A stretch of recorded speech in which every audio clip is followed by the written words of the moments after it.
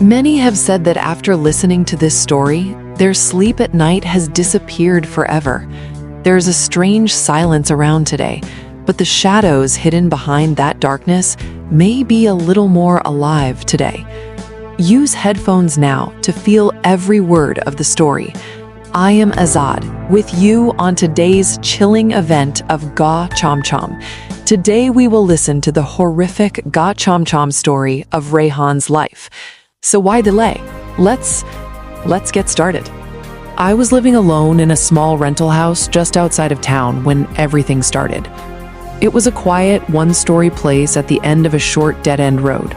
Only 5 houses lined the street, and at night, the silence felt almost unnatural, like the world stopped breathing after dark. I worked from home as a freelance graphic designer, so days blurred into nights. I rarely went out unless it was for groceries. Visitors were even rarer. My friends always texted before showing up. That's why the first knock immediately felt wrong. It was around 8:45 p.m. on a Thursday. I was sitting in the living room, half focused on the TV, when I heard it. 4 firm knocks on the front door. Not loud, not aggressive, but deliberate. I muted the TV and held my breath, listening. Silence. For a moment, I thought maybe I imagined it. Then, 2 more knocks. Slow, intentional. A cold unease crept up my spine. I stood up and walked toward the door. Each step felt heavier than it should have. There's a peephole in the center of the door. I leaned in and looked through it. A man stood on my porch. He was holding a medium-sized cardboard box.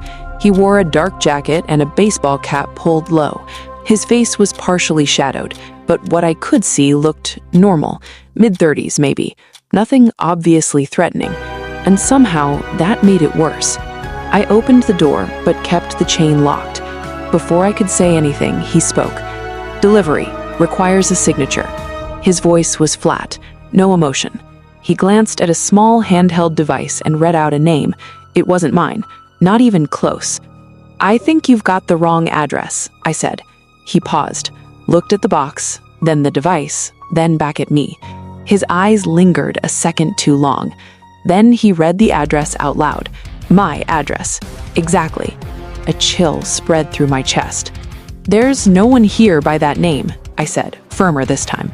He stared at me, not confused, not apologetic, just staring. For a moment, neither of us moved. Then he nodded slowly. "Must be incorrect information," he said. "I'll take it back to the truck." But something about the way he said it felt rehearsed, empty. I watched him walk down the driveway, and that's when something didn't add up. There was no truck, no van, no car, nothing. He passed my mailbox, reached the end of the street, and turned the corner, and just like that, he was gone. No sound, no engine, no trace. I stood there a moment longer than I should have, the night air feeling colder. Then I shut the door, locked it, told myself it was nothing, just a delivery mistake. But deep down, something felt very, very wrong. The next night, at almost the exact same time, 8:45 p.m., the knocking returned. This time, it was 3 knocks, slower, heavier, more deliberate than before. I didn't move right away. A strange tension filled the room, like the air itself was warning me not to go near that door. Instead, I quietly walked over and looked through the peephole first. My stomach dropped. It was him.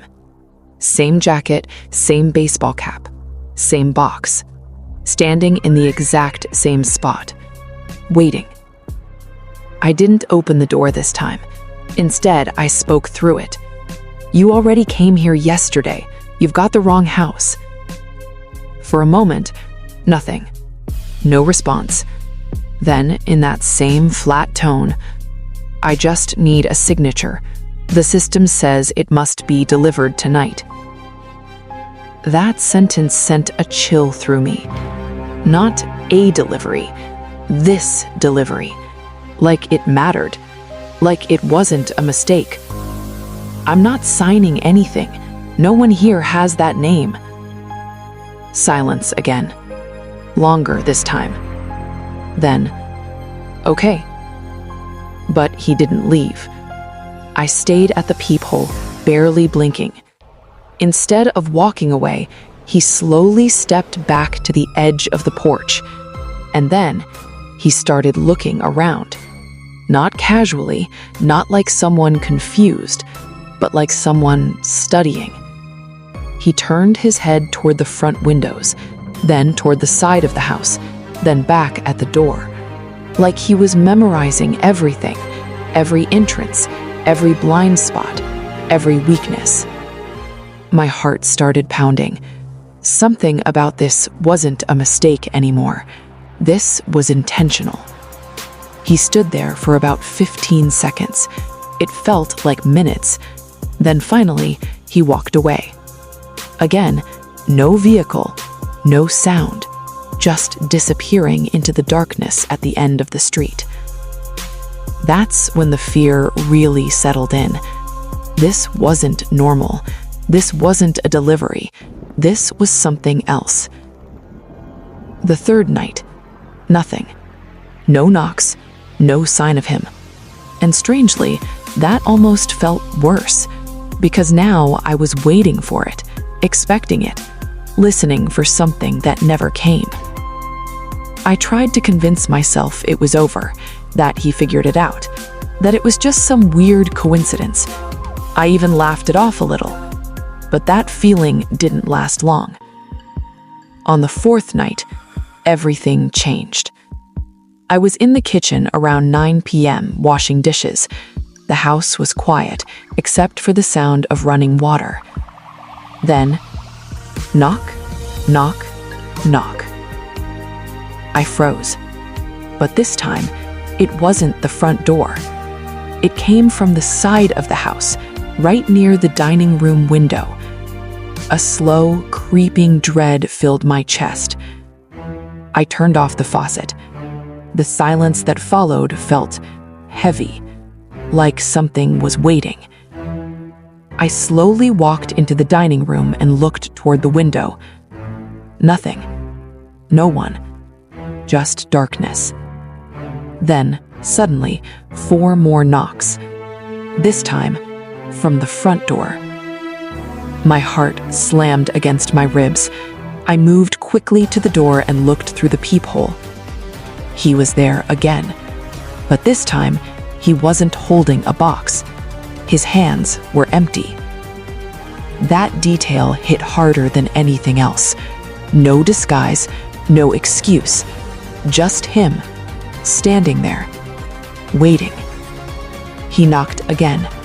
Slow, precise.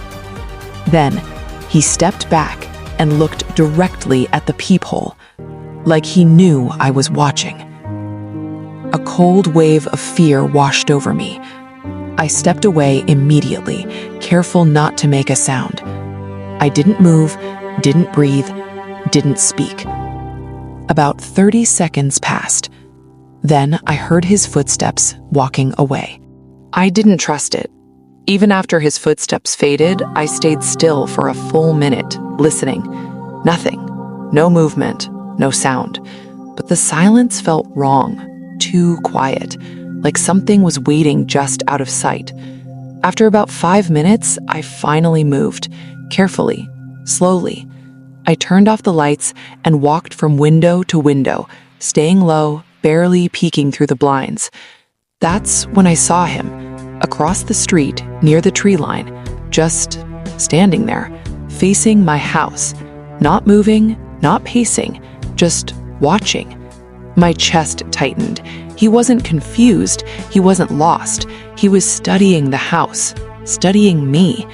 After about a minute, he finally turned and disappeared into the darkness. But by then, I knew. This wasn't random. The next day, I called the local police non-emergency line and explained everything. The officer didn't sound surprised. "It sounds like someone checking occupancy," he said. That sentence stuck with me. He explained that burglars sometimes knock on doors to see if anyone answers. If someone does, they leave. If no one responds after repeated attempts, they come back later when they think the house is empty. That realization made my stomach drop. All those knocks, they weren't mistakes, they were tests. That night, I changed everything. I turned off all the front lights and stayed in my bedroom, completely silent. At exactly 8:45 p.m., knock, knock, knock, knock, right on time. I didn't respond. A few seconds later, 4 more knocks. Then, silence. I held my breath. Seconds passed. Then, a new sound. A soft thud from the back of the house. Then another. My blood ran cold. Someone was at the back door. I slowly stepped into the hallway, phone in hand. Then I heard it, the doorknob turning, slowly, stopping, then turning again. Not one person, more than one.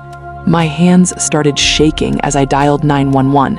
I whispered to the dispatcher, explaining that someone was trying to break into my house. While I was still on the call, the knocking started again at the front door, loud, rhythmic, a distraction. They were working together. The back door handle kept moving. Then, a faint metallic scraping sound, like something being forced into the frame, trying to pry it open. The dispatcher told me officers were on the way, but those seconds felt endless. Every tiny sound felt amplified. Every breath felt too loud. Then, suddenly, everything stopped. No knocking, no movement, no sound at all. The silence was worse than the noise. I stayed on the phone until the police arrived. When they searched outside, they found fresh pry marks on the back door. The officer looked at me and said something I'll never forget. If you hadn't been home, they would have gotten in. The next night, I didn't take any chances. I stayed at my brother's apartment across town. I didn't tell anyone publicly. No posts, no signs, the house was empty, just gone. Around 9 p.m., my phone rang. It was my neighbor. Her voice sounded uneasy. She said, "There's someone at your house. He's been knocking for 5 minutes." My heart dropped. I asked if there was a vehicle. She said, "No." Of course there wasn't. I told her to call the police immediately. When officers arrived, they questioned him. Later that night, one of them called me. The man claimed he was delivering a package, but he had no box, no company ID, no marked vehicle, nothing. They warned him to stay away. 2 days later, they caught him in a nearby neighborhood trying to break into another house. Inside his car, police found empty cardboard boxes, a fake handheld scanner, no real delivery affiliation, just props, tools for deception. During questioning, he confessed. He would knock with a fake package first. If someone answered, he marked the house as occupied. If no one responded, he came back later and broke in. Sometimes he returned multiple nights in a row, watching patterns, watching lights, watching people. That's when it hit me. If I'd ignored the door even once during those early nights, he would have come back, expecting no one to be there. I moved out 3 months later, but the habit stayed. I never open the door at night unless I know exactly who it is. If someone knocks unexpectedly, I stay silent. I check cameras, I wait, because sometimes the scariest danger doesn't break in right away. It waits, it watches, and it learns. This next part of the story has already stolen the sleep of many. Where are you sitting right now as you listen to this mysterious tale? Alone in a dark room or somewhere crowded? Don't forget to let us know in the comments how scared you are at this moment. And for those who have just stepped into our world of mystery today, if you're watching us on YouTube, make sure to subscribe now. And if you're watching from Facebook, follow our page and become a part of our chilling family. Now, let's return to that turning point in the story, from where coming back is almost impossible. Let's hear the rest of the story. This all began in the days leading up to Christmas. I live near Glasgow, Scotland, with my family, my parents, siblings, cats, and dogs. We've always been close-knit, the kind of family that spends evenings together in the living room, watching movies, playing games, and just enjoying each other's company. At the time, I was 16, about to turn 17. Christmas was always my favorite time of year. That week, like every year, we had our usual movie nights. On one of those nights, we were all sitting together watching A Christmas Carol, wrapped in blankets, the soft glow of the TV lighting up the room. Everything felt warm, safe, normal. Then, knock. A simple sound, nothing unusual. My mom got up to answer the door without hesitation, but a few seconds later she called out, "There's no one here." We thought maybe she was joking, but she wasn't. She checked outside. The street was empty. Our house has a garden that wraps from the front around to the back, so she even walked along the side of the house to make sure no one was hiding. Still, no one. She came back inside, slightly confused, but we all brushed it off. Probably just kids messing around. A few days later, it happened again. I was sitting at the living room table, focused on exam work, when I heard it. Knock. I paused, waited, then got up and went to the door. Opened it. Nothing. No footsteps, no laughter, no one running away. Just a quiet, empty street. Where I live, there's a common prank kids play called Chappie. They knock on doors and run away before anyone answers. It's annoying, but harmless. At least, that's what we told ourselves. But something about this felt different. Too quiet, too clean, too precise. We have a family group chat, and over the next few days, different family members started mentioning the same thing. Random knocks, no one there, at different times, different days, but always the same result. Nothing. The moment that really unsettled us happened to my dad.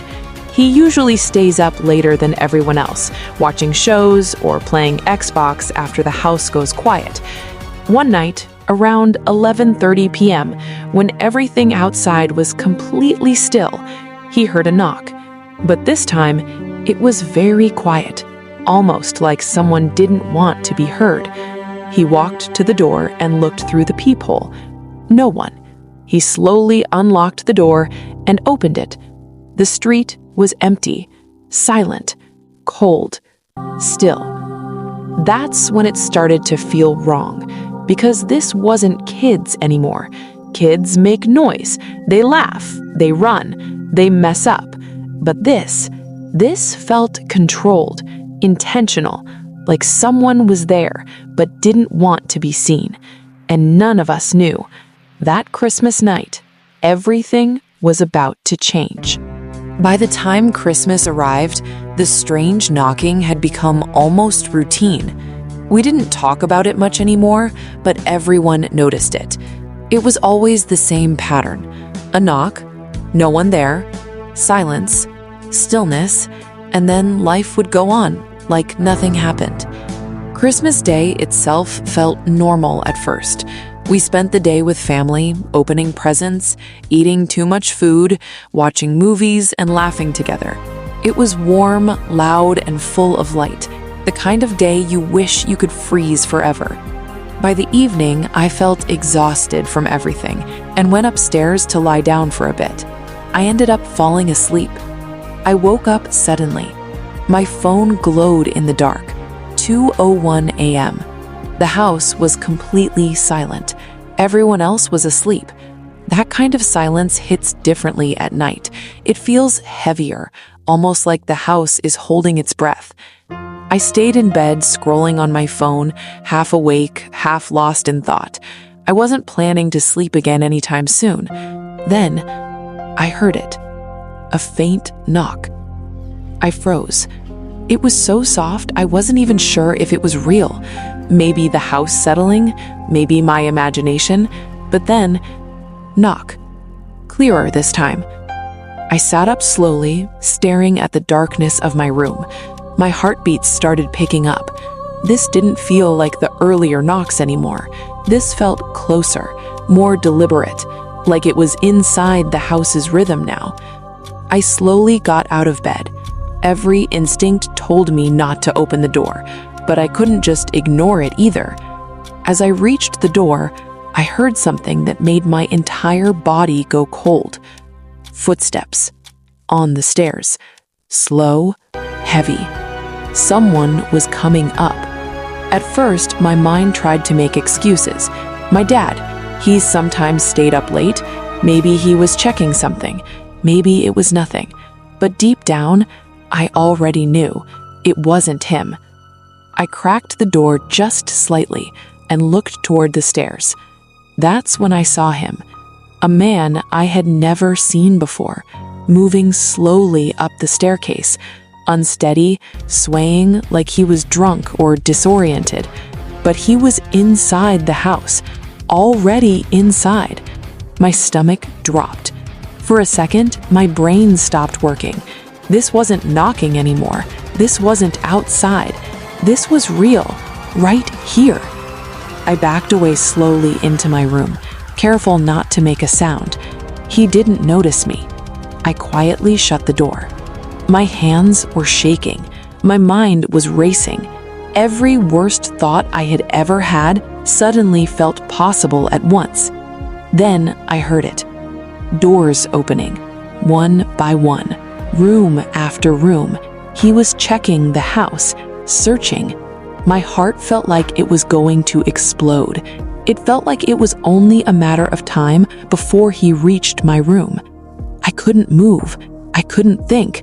I just stood there, frozen in fear. Then I opened my door slightly again and saw him coming out of my younger sister's room.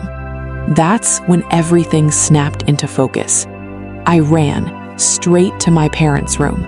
I shook them awake, telling them there was a man inside the house. My mom woke up immediately.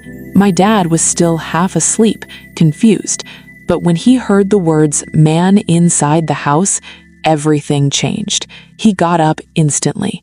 Together, we went downstairs, quiet at first, careful, listening. And then, we saw him.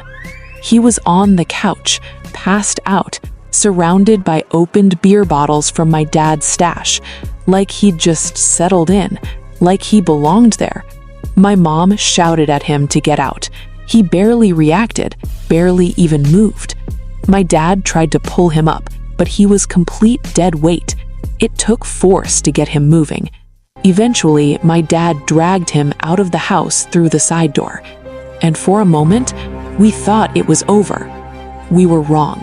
Seconds later, a loud crash shattered the silence. Glass exploded from the front of the house. The man had punched through the window, and then he pushed his face into the broken frame, blood mixing with glass, screaming, threatening, claiming the house was his, that he knew us, that he would come back. That Christmas night, everything changed. Everything after the window shattered felt unreal. For a moment, it was like time stopped. Glass was everywhere, scattered across the floor, reflecting the hallway lights like broken ice. The man outside was still shouting, his face pressed near the broken frame, bleeding, furious, yelling things that didn't make sense, that he owned the house, that he knew us, that he would come back. My dad immediately went to call the police. My mom stayed with us, trying to keep everyone together, but you could see the fear in her face too. Nothing about this felt normal anymore. This wasn't a prank. This wasn't confusion. This was something far worse. After a few minutes, the man finally left. We didn't see exactly where he went, just silence again. Heavy, uneasy silence, like the house itself was recovering from what just happened. Soon after, the police arrived. They took statements from all of us. Mine took the longest since I was the one who first saw him upstairs. Everything felt repetitive as I explained it, like I was telling a story that didn't belong to real life. But it did. Later that night, officers went around the area.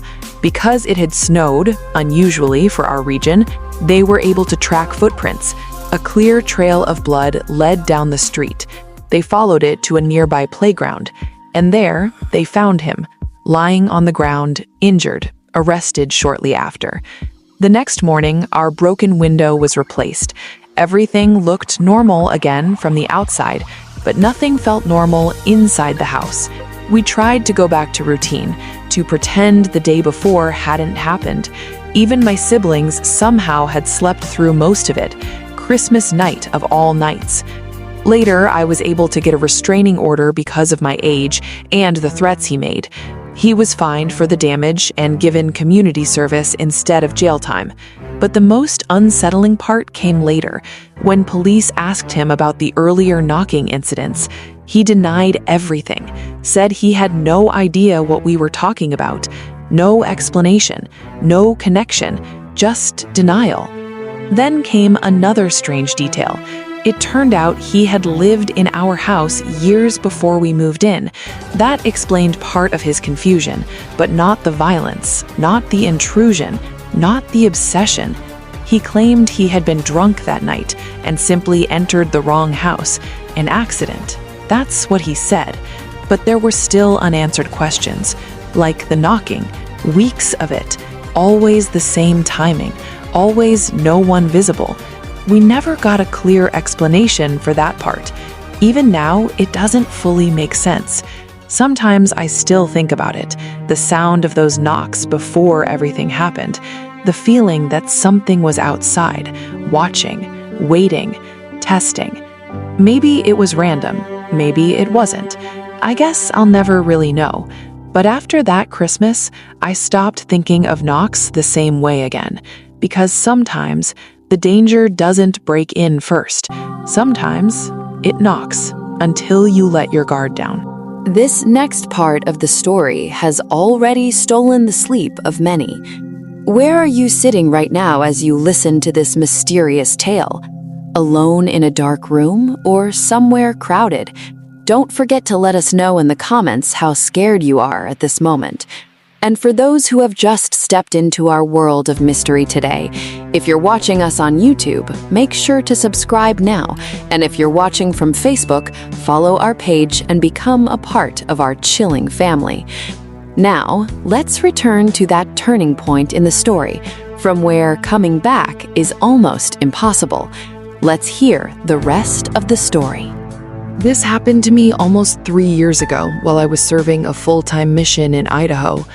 The town I was assigned to was small, quiet in a way that felt almost isolating. There wasn't much to do outside of our daily work, and the days often blended together.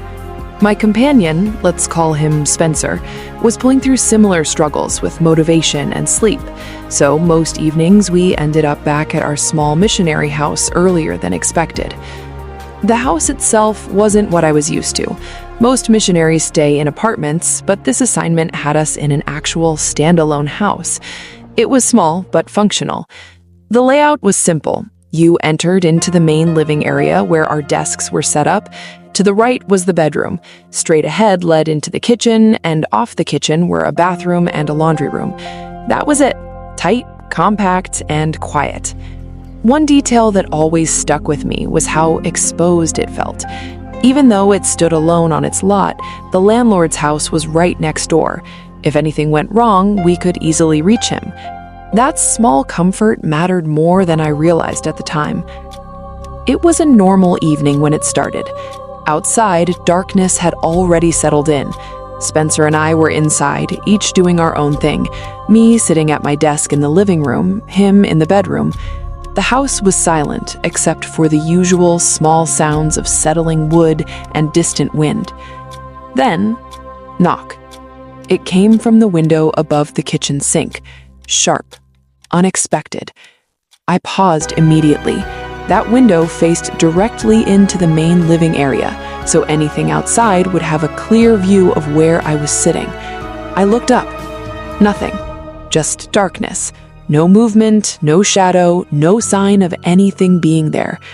I told myself it was probably a branch or something brushing the glass, even though I knew logically there weren't any trees close enough to make that kind of sound. Still, I tried to ignore it. I went back to what I was doing. Then, knock. This time from the laundry room window. My attention snapped back instantly. That wasn't a coincidence anymore. Something was moving around the house, slowly, methodically, not loud enough to be noticed by neighbors, not random. intentional. I stood up and walked toward Spencer to tell him what I heard, but before I could even finish explaining, knock, right next to me from the living room window, the one closest to where I was sitting just seconds before. That's when everything shifted. This wasn't outside noise anymore. This was someone circling the house, watching, listening, reacting. A cold pressure built in my chest. I could feel my brain trying to find a normal explanation, anything other than what it was starting to become. But there wasn't one. Not anymore. I ran into the bedroom and locked the door behind me. Spencer immediately asked what was happening. I told him everything. And for a few seconds, neither of us spoke, because now we both understood the same thing. Someone was outside, and they knew exactly where we were. Then the knocking stopped. For a moment, there was silence, but it didn't feel like relief. It felt like waiting, like the pause before something worse. And then, the next sound came from somewhere we didn't expect. The silence after the last knock didn't feel normal. It felt controlled, like whoever was outside had simply decided to stop for a moment. Spencer and I stayed in the bedroom, both of us listening without speaking. Every small sound in the house suddenly felt amplified. The hum of the refrigerator, the faint creak of wood, even our own breathing. Minutes passed like that. Then, a new sound. Knock. But not from a window, not from the front. It came from the front door this time. Slow, measured. Spencer looked at me immediately. Neither of us moved at first, because moving meant acknowledging it, and acknowledging it meant making it real. But it was already real.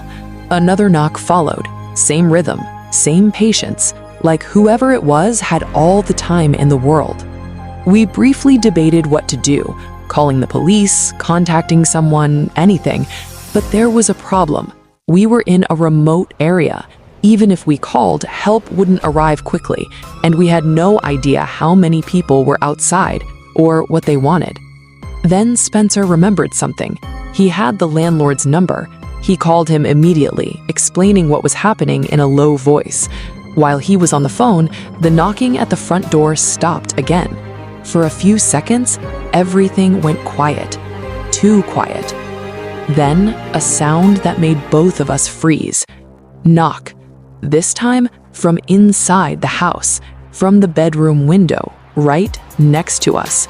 The blinds were closed, so we couldn't see anything outside, but whoever it was could see the outline of the house, could track us, could feel how close we were. Spencer stepped back slowly, still on the call with the landlord, explaining that we were being circled. The landlord didn't hesitate. He said he was coming immediately and that he would bring a shotgun. That answer alone should have been reassuring, but it wasn't, because we were still alone at that exact moment, with something moving around the house. We waited. Seconds stretched into what felt like hours, and then we heard it. A vehicle, approaching, fast, gravel shifting outside, headlights cutting through the darkness. The knocking stopped completely. Everything outside went silent again. A few minutes later, we heard the landlord's voice from outside. He was here, alive, real, present. That alone eased the tension slightly. We carefully opened the door and stepped out with him, scanning the property together. He checked around the house first, and that's when we saw it. Footprints in the thin layer of snow that had settled earlier that week. Clear, fresh. They circled the entire house, slowly, methodically. But what made it worse, there was only one set. Spencer and I looked at each other. Neither of us said it out loud, but we both understood the implication. Whoever had been outside had been alone. The landlord checked around the property but found nothing. No vehicle, no signs of anyone nearby. Just the footprints leading around the house and then disappearing into the darkness. He told us to lock everything down and call him immediately if anything happened again. Then he left. Spencer and I went back inside, locked everything, turned off lights, and tried to sleep. but neither of us could. Because now the house didn't feel empty anymore. It felt like it had already been visited, like something had learned it, mapped it, understood it. And the worst part was, we still didn't know if it was over or if it was just the beginning. After the landlord left, the house felt different. Not safer, just quieter in a way that didn't feel natural anymore. Spencer and I went through every possible explanation we could think of. Pranksters, teens, other missionaries, but none of it fully made sense. Because of the timing, because of the precision, because of the footprints. One set, circling the entire house, like someone had been studying it, measuring it, learning it. We didn't hear anything else that night. No knocks, no footsteps, nothing. But that silence didn't bring relief. It brought uncertainty, because it felt like whoever was outside had simply stopped for now. Not left, just paused. The next morning, everything looked normal again. Bright daylight has a way of making fear feel less real. We checked the outside again. The footprints were still there, partially faded from wind and time, but still visible enough to confirm it wasn't imagined. Something had been there. That much was certain. We debated what it could have been. The first idea was that it might be other missionaries playing a prank, but it didn't add up. They would have revealed themselves eventually, or laughed, or done something to show intent, but there was nothing like that. Another idea was local teenagers, but again, no sign of a group, no multiple footprints, no noise beyond the knocks, and no one ever came forward afterward. We asked around quietly. Nothing. No answers, just more confusion. The most disturbing realization came later. If I hadn't gone to check the first window that night, I might never have realized someone was there at all. I could have been sitting just a few feet away while they circled the house outside, watching, waiting, listening. That thought stayed with me even long after we left that assignment. From that night onward, my sleep changed. Not immediately, but gradually. I started noticing small sounds more than I should. Shadows felt heavier, silence felt less empty, and knocking, any kind of knocking, stopped feeling normal.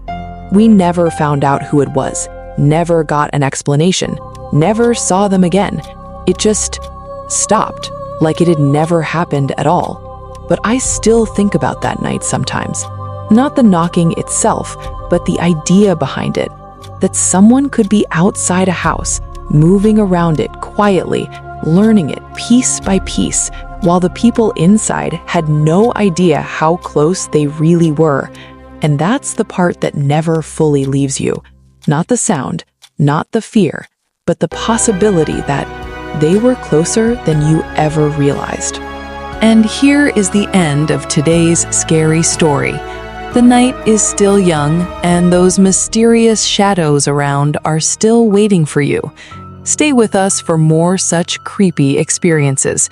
If you are watching on YouTube, subscribe to the channel. And if you are watching on Facebook, follow the page to get updates on every next mystery. Be careful, because fear can surround you at any time. See you in the next story.